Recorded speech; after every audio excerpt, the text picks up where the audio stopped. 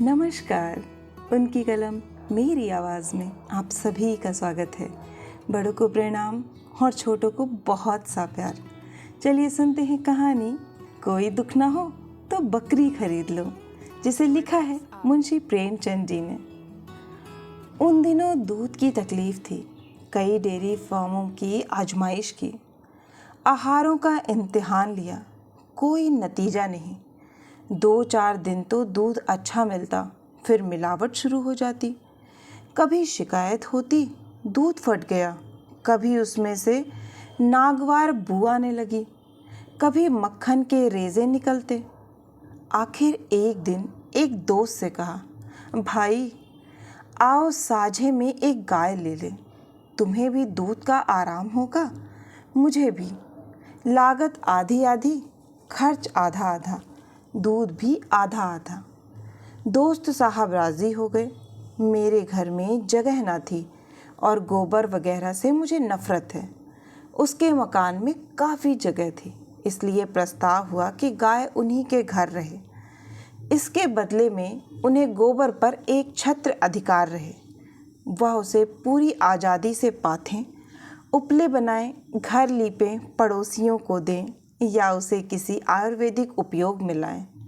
इकरार करने वाले को इसमें किसी प्रकार की आपत्ति या प्रतिवाद ना होगा और इकरार करने वाला सही होश हवास में इकरार करता है कि वह गोबर पर कभी अपना अधिकार जमाने की कोशिश ना करेगा और ना किसी का इस्तेमाल करने के लिए आमादा करेगा। दूध आने लगा। रोज़ रोज़ की झंझट से मुक्ति मिली। हफ्ते तक किसी तरह की शिकायत ना पैदा हुई। गरम गरम दूध पीता था और खुश होकर गाता था, रब का शुक्र अदा कर भाई, जिसने हमारी गाय बनाई। ताज़ा दूध पिलाया उसने, लुफ्ते हयात चखाया उसने। दूध में भीगी रोटी मेरी, उसके करम ने बख्शी सेरी। खुदा की रहमत की है, मूरत कैसी भोली भाली सूरत। एक फ़ारसी कहावत। मगर धीरे धीरे यहाँ पुरानी शिकायतें पैदा होने लगी। यहाँ तक नौबत पहुँची कि दूध सिर्फ नाम का दूध रह गया। कितना ही उबालो, ना कहीं मलाई का पता ना मिठास। पहले तो शिकायत कर लिया करता था, इससे दिल का बुखार निकल जाता था। शिकायत से सुधार ना होता तो दूध बंद कर देता था। अब तो शिकायत का भी मौका ना था। बंद कर देने का जिक्र ही क्या। भिखारी का गुस्सा अपनी जान पर। पियो या नाले में डाल दो। 8 आने रोज का नुस्खा किस्मत में लिखा हुआ। बच्चा दूध को मुँह न लगाता, पीना तो दूर रहा। आधो आध शक्कर डालकर कुछ दिनों दूध पिलाया तो फोड़े निकलने शुरू हुए और मेरे घर में रोज बमचक मची रहती थी। बीवी नौकर से फरमाती, दूध ले जाकर उन्हीं के सर पटका। मैं नौकर को मना करता। वह कहती, अच्छे दोस्त हैं तुम्हारे, उसे शर्म भी नहीं आती। क्या इतना अहमक है कि इतना भी नहीं समझता कि यह लोग दूध देखकर क्या कहेंगे। गाय को अपने घर मंगवा लो, बदला से बदबू आएगी, मच्छर होंगे, दूध तो अच्छा मिलेगा, रुपए खर्चे हैं तो उसका मज़ा तो मिलेगा। चड्ढा साहब मेरे पुराने मेहरबान हैं, खासी बेतकल्लुफ़ी है उनसे। यह हरकत उनकी जानकारी में होती हो, यह बात किसी तरह गले के नीचे नहीं उतरती। या तो उनकी बीवी की शरारत है या नौकर की, लेकिन जिक्र कैसे करूं। और फिर उनकी बीवी से भी तो राह रस्म है। कई बार मेरे घर आ चुकी हैं। मेरी बीवी जी भी उनके यहाँ कई बार मेहमान बनकर जा चुकी हैं। क्या वह यकायक इतनी बेवकूफ़ हो जाएंगी, सरीहन आँखों में धूल झोंकेंगी? और फिर चाहे किसी की शरारत हो, मेरे लिए यह गैर मुमकिन था कि उनसे दूध की खराबी की शिकायत करता। खैरियत यह हुई कि तीसरे महीने चड्ढा का तबादला हो गया। मैं अकेले गाय न रख सकता था। साझा टूट गया। गाय आधे दामों बेच दी गई। मैंने उस दिन इत्मीनान की सांस ली। आखिर यह सलाह हुई कि एक बकरी रख ली जाए। वह बीच आंगन के एक कोने में पड़ी रह सकती है। उसे दुहने के लिए ना ग्वाले की ज़रूरत, ना उसका गोबर उठाने, नाद धोने, चारा भूसा डालने के लिए किसी अहिरिन की ज़रूरत। बकरी तो मेरा नौकर भी आसानी से दुह लेगा। थोड़ी सी चोकर डाल दी, चलिए किस्सा तमाम हुआ। फिर बकरी का दूध फ़ायदेमंद भी ज़्यादा है, बच्चों के लिए ख़ास तौर पर। जल्दी हज़म होता है, ना गर्मी करे ना सर्दी, स्वास्थ्यवर्धक है। संयोग से मेरे यहाँ जो पंडित जी मेरे मसौदे नकल करने आया करते थे, इन मामलों के काफ़ी तजुर्बेकार थे। उनसे जिक्र आया तो उन्होंने एक बकरी की ऐसी स्तुति गाई, उसका ऐसा कसीदा पढ़ा कि मैं बिना देखे उसका प्रेमी हो गया। पकशाही नस्ल की बकरी है, ऊंचे कद की, बड़े बड़े थन जो जमीन से लगते चलते हैं, बेहद कमखोर लेकिन बेहद दुधारू। एक वक्त में 2-2.5 सेर ले लीजिए। अभी पहली बार ही बियाई है, 25 रुपए में आ जाएगी। मुझे दाम का कुछ ज़्यादा मालूम हुए, लेकिन पंडित जी पर मुझे एतबार था। फरमाइश कर दी गई और तीसरे दिन बकरी आ पहुंची। मैं देखकर उछल पड़ा। जो जो गुण बताए गए थे उनसे कुछ ज़्यादा ही निकले। एक छोटी सी मिट्टी की नांद मंगवाई, चोकर का भी इंतज़ाम हो गया। शाम को मेरे नौकर ने दूध निकाला तो सचमुच 2.5 सेर। मेरी छोटी पतीली लबालब भर गई थी। अब मसूलो ढोल बजाएंगे। यह मसला इतने दिनों के बाद जाकर कहीं हल हुआ था। पहले ही यह बात सूझती तो क्यों इतनी परेशानी होती। पंडित जी का बहुत बहुत शुक्रिया अदा किया। मुझे सवेरे तड़के और शाम को उसकी सींग पकड़ने पड़ते थे, तब आदमी दुह पाता था। लेकिन यह तकलीफ़ इस दूध के मुकाबले में कुछ न थी। बकरी क्या है, कामधेनु है। बीवी ने सोचा इसे कहीं नज़र न लग जाए, इसलिए उसके थन के लिए एक गिलाफ तैयार हुआ। इसकी गर्दन के नीचे चीनी के दानों का एक माला पहनाया गया। घर में जो कुछ जूठा बचता देवी जी खुद जाकर उसे खिला आती थी। लेकिन एक ही हफ्ते में दूध की मात्रा कम होने लगी। ज़रूर नज़र लग गई। बात क्या है? पंडित जी से हाल कहा तो उन्होंने कहा, साहब देहात की बकरी है, ज़मींदार की।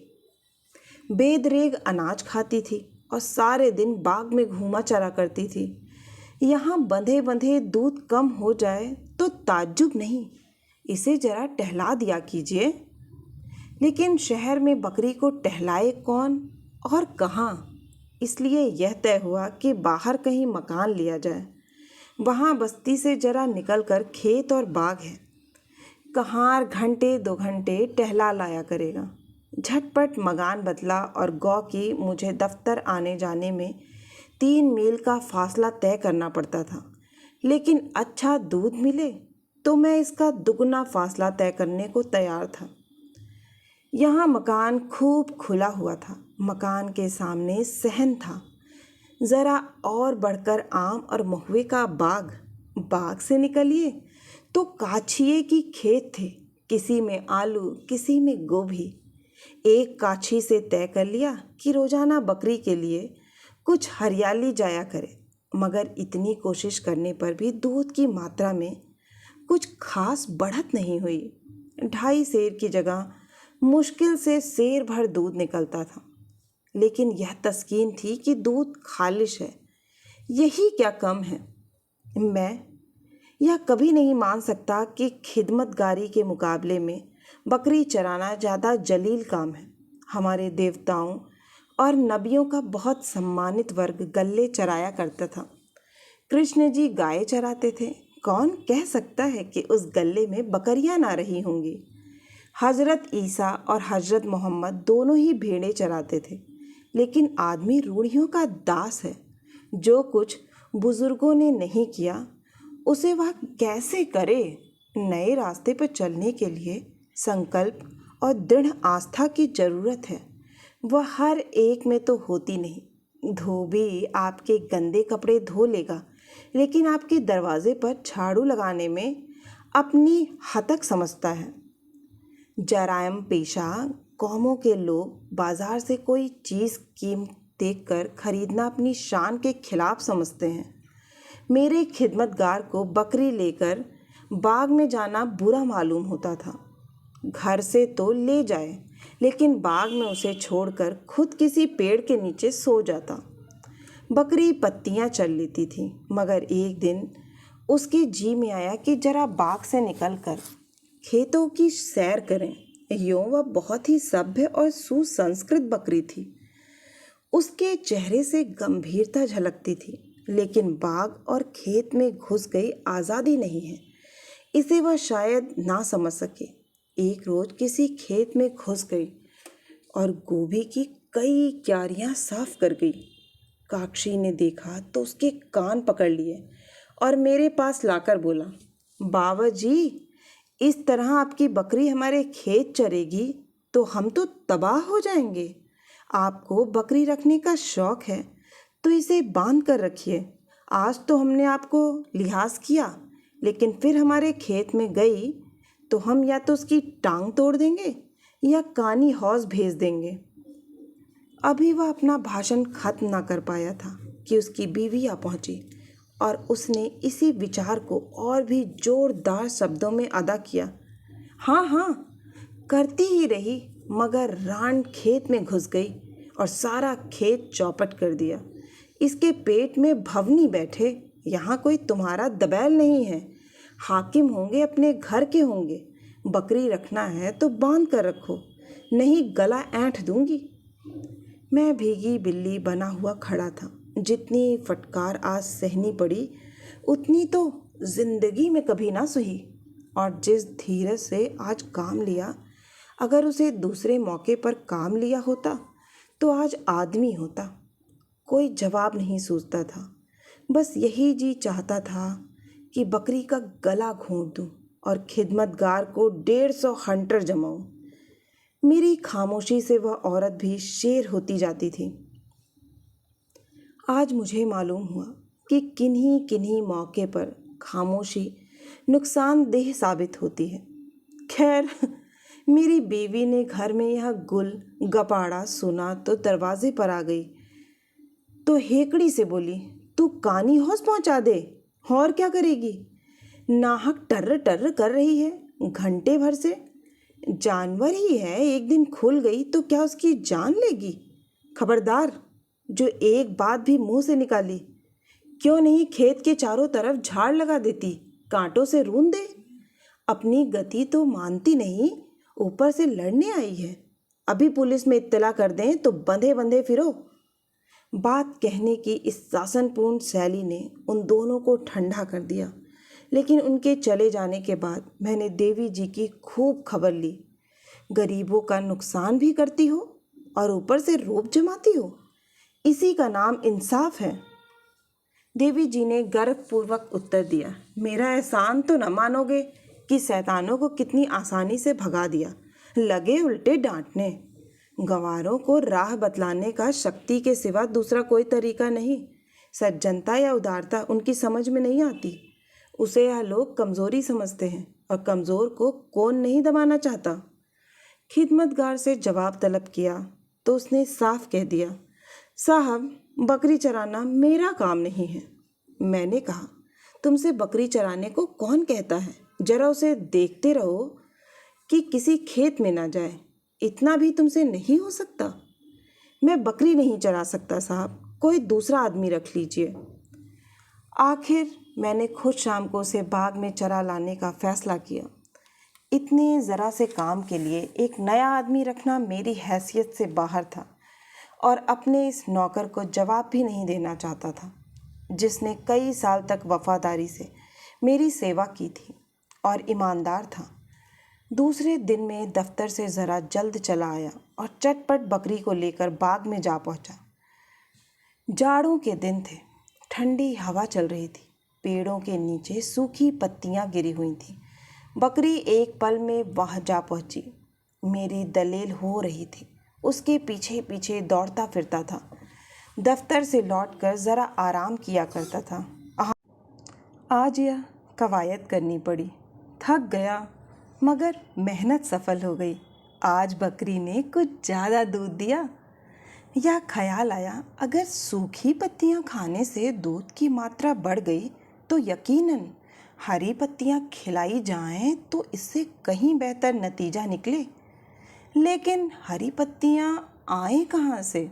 पेड़ों से तोड़ूं तो बाग का मालिक ज़रूर ऐतराज़ करेगा। कीमत देकर हरी पत्तियां मिल ना सकती थीं। सोचा क्यों एक बार बांस के लग्गे से पत्तियां तोड़ें। मालिक ने शोर मचाया तो उससे आरजू मिन्नतें कर लेंगे। राजी हो गया तो खैर नहीं, देखा जाएगा। थोड़ी सी पत्तियां तोड़ लेने से पेड़ का क्या बिगड़ जाता है। चुनाचे से एक पड़ोसी से एक पतला लंबा बांस मांग लिया।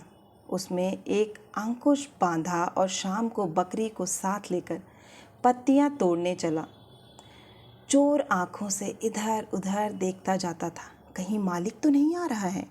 अचानक वहीं काक्षी एक तरफ से आ निकला और मुझे पत्तियां तोड़ते देखकर बोला, यह क्या करते हो बाबूजी? आपके हाथ में यह लग्गा अच्छा नहीं लगता। बकरी पालना हम गरीबों का काम है कि आप जैसे शरीफों का। मैं कट गया, कुछ जवाब न सूझा। इसमें क्या बुराई है? अपने हाथ से अपना काम करने में क्या शर्म वगैरह? जवाब कुछ हल्के बहकीकत बनावटी मालूम हुए। सफ़ेद पोशी के आत्मगौरव के जबान बंद कर दी। काशी ने पास आकर मेरे हाथ से लग्गा ले लिया और देखते ही देखते हरी हरी पत्तियों का ढेर लगा दिया और पूछा, पत्तियां कहाँ रख जाऊं? मैंने झेपते हुए कहा, तुम रहने दो, मैं उठा ले जाऊंगा। उसने थोड़ी सी पत्तियां बगल में उठा ली और बोला, आप क्या पत्तियां रखने जाएंगे? चलिए मैं रख आऊं। मैंने बरामदे में पत्तियां रखवा ली। उसी पेड़ के नीचे उसकी चौगुनी पत्तियां पड़ी हुई थी। काची ने उनका एक गट्ठा बनाया और सर पर लाद कर चला गया। अब मुझे मालूम हुआ यह देहाती कितने चालाक होते हैं। कोई बात मतलब से खाली नहीं। मगर दूसरे दिन बकरी को बाग में ले जाना मेरे लिए कठिन हो गया। काची फिर देखेगा और ना जाने क्या क्या फिक्रे चुस्त करे। उसकी नज़रों में गिर जाना मुंह से कालिख लगाने से कम शर्मनाक न था। हमारे सम्मान और प्रतिष्ठा की जो कसौटी लोगों ने बना रखी है, हमको उसका आदर करना पड़ेगा। नक्कू बनकर रहे तो क्या रहे। लेकिन बकरी इतनी आसानी से अपने निर्द्वंद आज़ाद चहलकदमी से हाथ ना खींचना चाहती थी, जिसे उसने अपने साधारण दिनचर्या समझना शुरू कर दिया था। शाम होते ही उसने इतने ज़ोर शोर से प्रतिवाद का स्वर उठाया कि घर में बैठना मुश्किल हो गया। गिटगिरदार में मी का निरंतर स्वर आ आकर कान के पदोर को छत विछत करने लगा। कहाँ भाग जाऊं? बीवी ने उसे गालियां देना शुरू की। मैंने गुस्से में आकर कई डंडे रसीद किए, मगर उसे सत्याग्रह स्थगित ना करना था। ना किया। बड़े संकट में जान थी। आखिर मजबूर हो गया। अपने किए का क्या इलाज। 8 बजे रात, जाड़ों के दिन, घर से बाहर मुंह निकालना मुश्किल, और मैं बकरी को बाग में टहला रहा था और अपनी किस्मत को कोस रहा था। अंधेरे में पांव रखते मेरी रूह कांपती है। एक बार मेरे सामने से एक सांप निकल गया था। अगर उसके ऊपर पैर पड़ जाता तो ज़रूर काट लेता। तब से मैं अंधेरे में कभी ना निकलता था। मगर आज इस बकरी के कारण मुझे इस खतरे का भी सामना करना पड़ा। ज़रा भी हवा चलती और पत्ते खड़कते तो मेरी आंखें ठिठुर जाती और पिंडलियां कांपने लगती। शायद उस जन्म में मैं बकरी रहा हूँगा और यह बकरी मेरी मालकिन रही होगी। उसी का प्रायश्चित इस जिंदगी में भोग रहा था। बुरा हो उस पंडित का जिसने यह बला मेरे सर मढ़ी। गिरस्ती भी जंजाल है। बच्चा ना होता तो क्यों इस मूजी जानवर की इतनी खुशामद करनी पड़ती। और यह बच्चा बड़ा हो जाएगा तो बात ना सुनेगा। कहेगा, आपने मेरे लिए क्या किया है? कौन सी जायदाद छोड़ी है? यह सजा भुगत कर 9 बजे रात को लौटा। अगर रात को बकरी मर जाती तो मुझे जरा भी दुख ना होता। दूसरे दिन सुबह से ही मुझे यह फिक्र सवार हुई कि किसी तरह रात की बेगार से छुट्टी मिले। आज दफ्तर में छुट्टी थी। मैंने एक लंबी रस्सी मंगवाई और शाम को बकरी के गले में रस्सी डाल एक पेड़ की जड़ से बांधकर सो गया। अब चरे जितना चाहे, अब चिराग जलते जलते खोल लाऊंगा। छुट्टी थी ही। शाम को सिनेमा देखने की ठहरी। एक अच्छा सा खेल आया हुआ था। नौकर भी साथ लिया, वरना बच्चे को कौन संभालता। जब 9 बजे रात को घर लौटे और लालटेन लेकर बकरी लेने गया तो क्या देखता हूँ कि उसने रस्सी को 2-3 पेड़ों से लपेटकर ऐसा उलझा डाला है कि सुलझना मुश्किल है।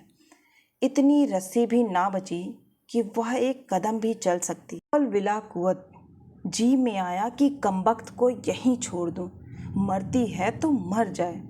अब इतनी रात को लालटेन की रोशनी में रस्सी सुलझाने बैठे, लेकिन दिल न माना। पहले उसकी गर्दन से रस्सी खोली, फिर उसकी पेंच दर पेंच ऐंठन छुड़ाई। 1 घंटा लग गया।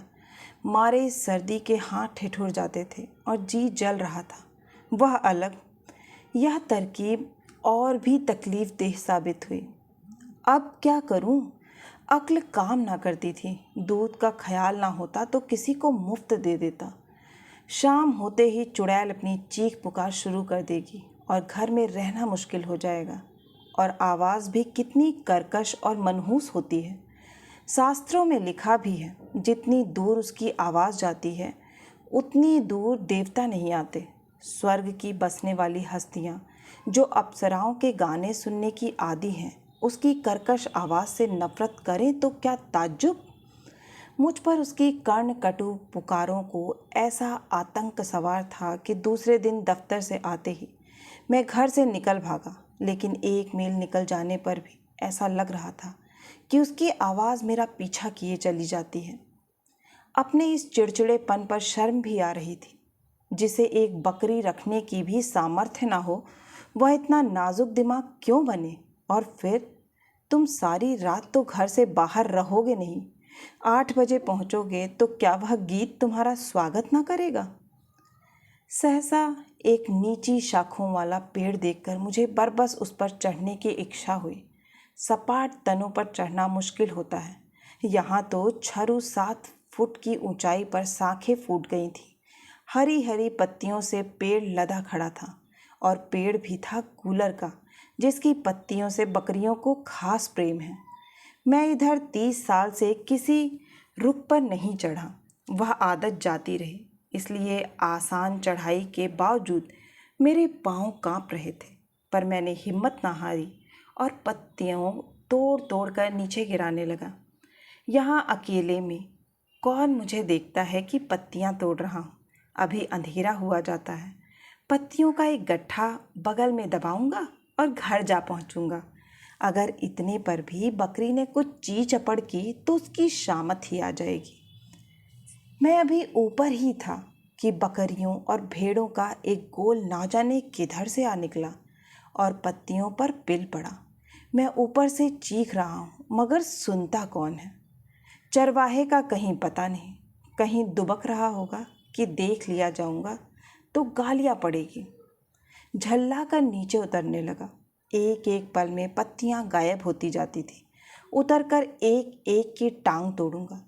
यकायक पांव फिसला और मैं 10 फीट की ऊंचाई से नीचे आ रहा।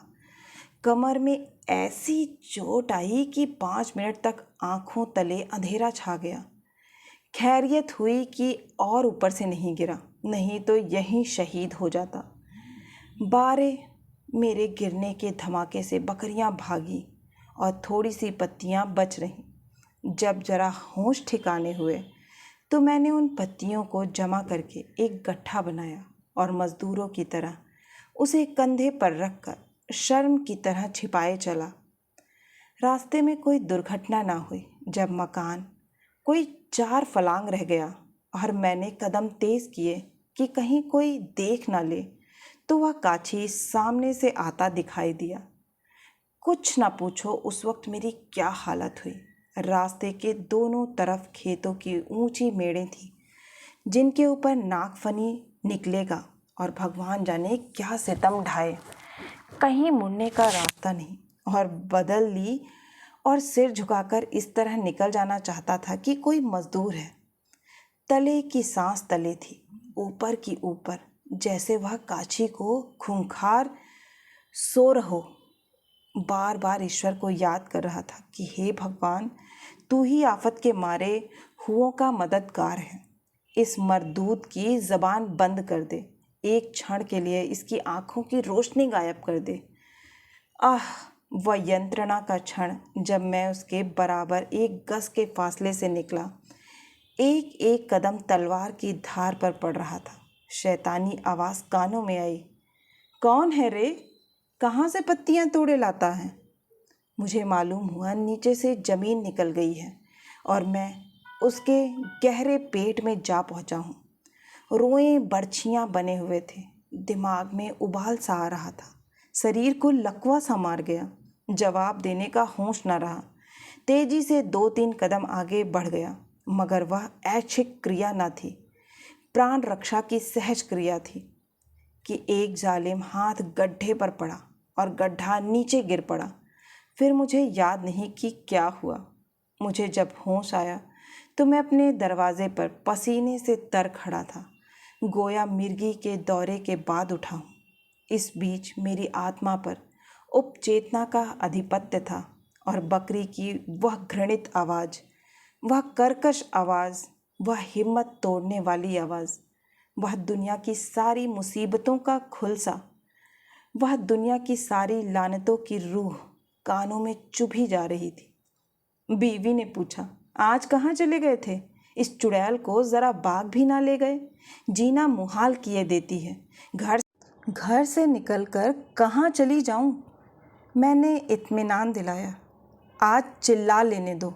कल सबसे पहला काम यह करूँगा कि इसे घर से निकाल बाहर करूँगा, चाहे कसाई को देना पड़े। और लोग ना जाने कैसे बकरियाँ पालते हैं। बकरी पालने के लिए कुत्ते का दिमाग चाहिए। सुबह को बिस्तर से उठकर इसी फिक्र में बैठा था कि इस काली बला से क्यों कर मुक्ति मिले कि सहसा एक गड़ेरिया बकरियों का एक गल्ला चराता हुआ आ निकला। मैंने उसे पुकारा और उससे अपनी बकरी को चराने की बात कही। गड़ेरिया राजी हो गया, यही उसका काम था। मैंने पूछा, क्या लोगे? 8 आने बकरी मिलते हैं हुजूर।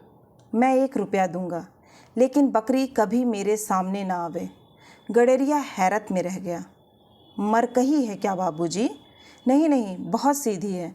बकरी क्या मारेगी? लेकिन मैं उसकी सूरत नहीं देखना चाहता। अभी तो दूध देती है।